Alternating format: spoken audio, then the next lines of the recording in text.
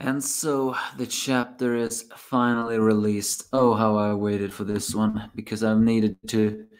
I saw the spoilers and I just felt like I really had to see this one. But again, will this really change the future? Because so far it appears that the future is proceeding exactly as it should have been.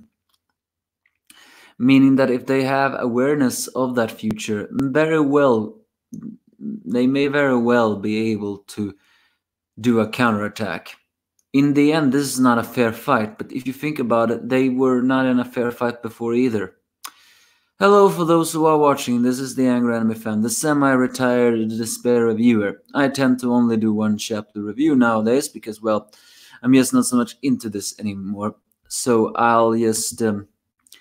but I'll review this chapter because, as you all know, I have not liked where Eden Zero is going, but now we're jumping back into where I really like where it is going. Hope. And I hope it will still continue to be hope. But given the fact that Draken and John knew everything about Rebecca's power, I, for one, am not gonna suspect a complete victory this time. First off, a nice cover page. We see the Time Oracle Xiaomei still. Once again, an implication also about that quinoa she is wearing, but that's a story for another day. And also the weird species that live in the same planet as she does, the Picorats. Either way, Rebecca awakens and, of course, cries as she hugs both Sister and Happy. She at first believes that it was a dream, meaning that when she did what she did, she really did just wake up. So for her to see everything else would have actually felt like a dream. It may very well be that time when we saw that picture of a rougher Shiki, that may very well just also have been a Leaper time moment as well. Only this time, however, Rebecca didn't remember that as clearly.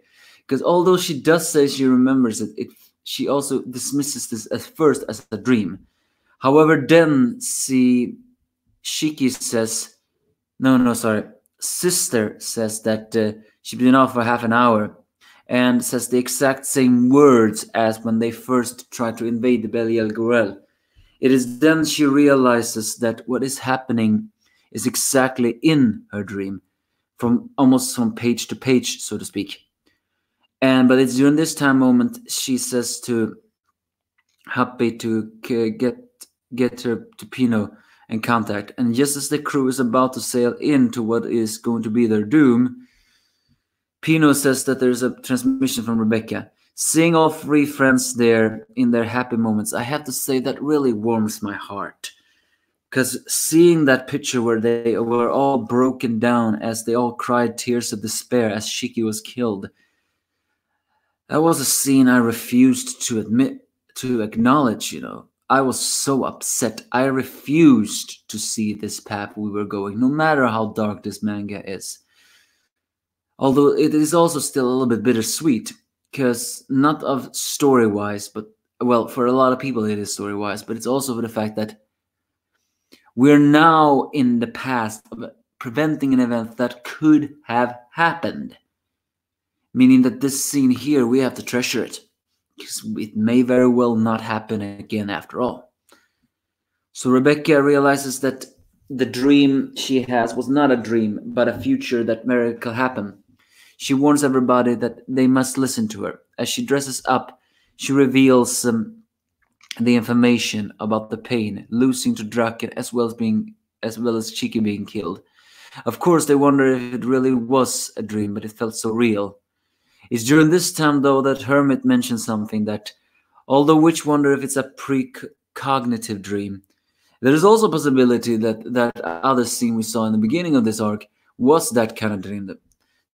Hermit thinks that it's very possible that Rebecca leaped back in time.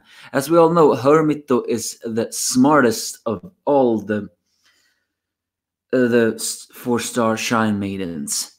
And she at first says this may very well be because when Rebecca activated Cat Leaper the first time, she she mentioned how it felt like she went backwards. So she says that then it's possible that you experience some events in near future and then take back at this point of time. Effectively, she made a time leap, and that is the true power of Cat Leaper, time leaping. Of course, time leaping is something that cannot really be proven all the time. After all, only one person will know about it. However, which did say that they detected a slight change in Rebecca's ether, meaning very well that her soul from the future traveled back and fused with her soul of the past, effectively making them the same person again. But this time only having the memory, but this time also having the memories of the future. In a way, in a way, Hermit says it's like a self-chronophage, although that is kind of a horrendous name. It is the fact that she describes a chronophage's ability to turn back time of an entire planet, and the target doesn't know it happened. They don't keep their memories. After all, young Wise here do not have a single memory of old Wise, although technically old Wise did escape that planet. Because after all, the time went backwards, and only people that get to the planet themselves can feel the time have changed. But that does not include people that are on the planet whose time has been rewinded, depending on how long. So it's very likelihood that she time leaped back into the past with the and also had the memories. It's a very adorable scene there, although still sad when she says that. So of course Hermito says that it's only a possibility, and therefore it's very difficult to prove. But it's during this time, however, that Rebecca remembers Labia, who was captured. She was being tortured because, well, she was being mean to Rebecca. It was Drakenjol's gift of a way in order to convince Rebecca to join him. So she begins to look up Labia's channel, and of course the first thing is she is just a bully video, and she hasn't updated a week. And also she contacts Kuchopo. I'm actually surprised that she has Kuchopo's contact information. She asks about Labia and all that. Cooper says that haven't seen her in a while, and also dismisses that. It's a little bit of a quick cameo, but it seems to imply that the B-Cubers, despite they have said that Rebecca's videos suck, unfortunately, there's a bonus chat there in one of the earlier ones that actually proves that, yeah, Rebecca's videos do suck. Just like my videos, but that is not the point here. They still feel like she's an amazing person. It's just that her videos are very bad. Realizing that Labia hasn't updated in a week, and the fact that she always does that, the fact that not even a B-Cuber have seen her in a week, confirms for her Labia has been captured, and she is now being tortured as Drakenjol's gift to Rebecca of making her join. And says that we can't beat Draken, but I cannot leave her like there. And it's here that Rebecca reveals a very strange thing. Something like, we used to be friends. We have always assumed that Labia bullied Rebecca because, well, Labia is a insufferable genius when it comes to B-cubing videos. And she felt that since Rebecca is not that kind of genius, then all this bullying is just pettiness that she likes to rub it in Rebecca's face. But when Rebecca says that we used to be friends, and which says that what is the connect? What do you mean about the complication? Seems to imply that they drifted apart in a different way. Yes, it may very well be that it's a Labia who drifted away. But when I think about it, Rebecca has always said that she has admired Labia's videos. It may be that Rebecca knew Labia before she was a B-Cuber, was amazed by the B-Cubing and tried to be like Labia, but all the fame, glory, and everything else get to Labia's head. And it may also be that Rebecca, in a moment of selfishness, left it behind, because as she says, Labia was captured because of her, and she can just sit idly by and do nothing. So there have been some moments that Rebecca blamed herself for in Labia. But it could also just be that once upon a time, before Labia was a famous B-Cuber, they were friends.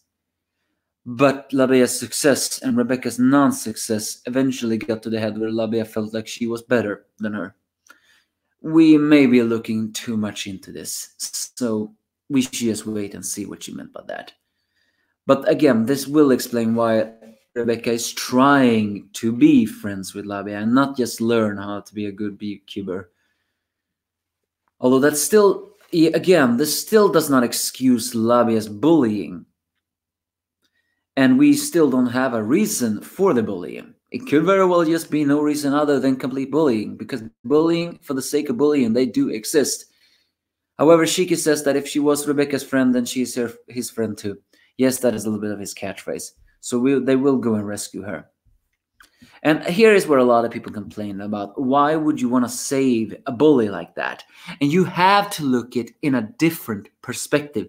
Yes, Labia is a bully. And yes, I think that even if by some miracle they do save her, she is not going to be thankful, because she's not that kind of person. However, our heroes are the heroes. And I don't mean it like, oh, the hero has to save the hostage and whatever thing. No, I meant it more. They are better than her. Labia is a bully. She would leave anyone behind. At least that's what we see from her personality so far. But not the Ed and Zero crew. They are loyal people that do not want to see innocent people suffer. And no matter how much the bullying Labia have done, being Drakenjo's prisoner and the torture, that is something that even she does not deserve. If anything, she has deserved to have all the beekeepers saying that she suck, and many things more. So this goes hand to hand with everything else. It may be reckless, still trying to fight Drakenjo, and I have a very big feeling like even if they know the future, Drakenjo will change it, because he is aware of what Cat Libra can do. Still though, it shows you are better than that. No matter the bully or anything else, you do not leave someone behind. And of course they say that in a fair fight, but this is no longer a fair fight, because they have knowledge about future events that will happen. And as Wise says, that knowledge is the greatest information. And even Rebecca says that she doesn't know if she will be able to leave time again. That does confirm it, that Cat Leaper awakened in that back into the past, it's no longer awakened. Meaning that whatever time she can leap backwards in time, Cat Leaper will always reset on the time that it was before. And so it actually happens. The ship begins to shake as the hole opens up. And yes, it is none other than Drakenjo's three enforcers that we thought were going to be defeated by Witch. Confirming once again that Rebecca's words about the future will happen, because this did happen. The only difference is Rebecca thought that they invaded Eden Zero because the crew of Eden Zero went to Baliel. But no, they were always planning on invading Eden Zero. Now the difference is they are no longer on Baliel Gale, trapped there and being played into Drakenjo's words game. Granted, they may still do that, after all, they're going to get there. But now all the Eden Zero crew are in this place, facing off against these three enforcers. And there's no way they can lose against these three. As Shiki says with a proud declaration, everything is following the future you saw. But guess what? From now on, it's going to be our future. Please make it so. Please make it so that this can be their future that they are saying. Of course, though, we have to be careful about one thing. Let's just say, for argument's sake, they can defeat these three enforcers, because I actually honestly believe they can. Which did defeat them, but in the end it turned out to all be a surrender suckers situation. Did Rebecca learn from Drakenjo that the gunman actually is an AI? Because if she did, then she must warn Hermito or anyone else that there is an AI. He is the most dangerous threat here, because even if they can defeat them, if he explodes, then he will infect N0 and then later on take over the ship's AI and shut down the robots, or the androids. So, what I'm trying to say is... Sorry. That was anticlimactic. What I'm trying to say is, Rebecca needs to warn them that Seth is an AI. Because then they can stop him. If they stop him, then they do stop Drakenjol taking over the N0 future. But then, after they defeat them, Drakenjol will mobilize the Elemental 4. And then Sylph will fly on the ship there. But now everyone will be there. Already the future will be changed. And Jin will be in the base waiting when they get to the ship after Sylph flies away. And Fire will be on the skyscraper, and Laguna will be in the pond. But everything is proceeding differently now. Although the same, things are already beginning to get different. Will they really be able to catch Drakenjol off guard with this? I really, really, really hope so. As Shiki says, this is their future now. Please make it so. Give me your thoughts if you have any.